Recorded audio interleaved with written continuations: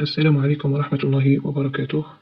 تداولت اليوم أوس مواقع التواصل الاجتماعي خبر فقدان الطفلة كوكب من واد سوف لا يتجاوز عمرها 3 سنوات يوم الخميس بعد صلاة العصر. حسب ما قال والدها أن أمها كانت تغسل أخيها كي كملت حوست عليها وما لقاتهاش. مع والد الابنة ان شاء الله ربي ان شاء الله يجيبها سالمه ان شاء الله نسمع اخبار الخير. وقتاش كانت خرجت تاعها ولا كيفاش بعد العصر مباشره؟ بعد نص ساعة. والانظار ما كان.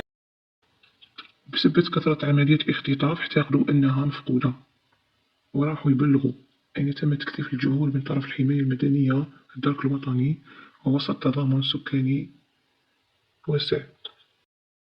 هاي العملية مازالت متواصلة إن شاء الله وإن شاء الله نلقوها يا رب.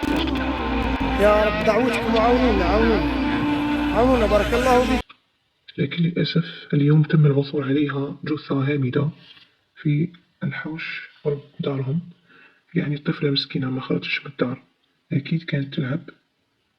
كانوا كاينين أكياس النخالة الخاصة بالحيوانات طاحت عليها، وهي طفلة صغيرة مسكينة ضعيفة ما قدرش تسلك روحها. لا حول ولا قوة إلا بالله.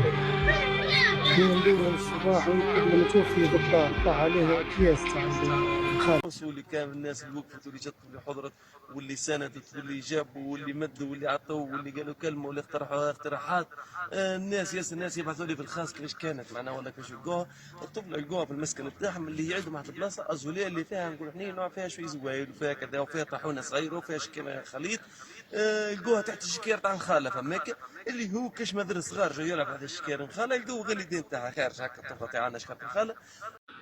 قدر الله ما شاء فعل، يعني هما منتبهوش يحوسوا قرب المنزل بسبب العملية الاختطاف والخلعة والهلع اللي أصابهم مما تلاقوهاش، وهي راهي طير من طيور الجنة. نطلبوا ربي يصبر والديها لقلوبهم وكبدتهم تحرقت أهلها.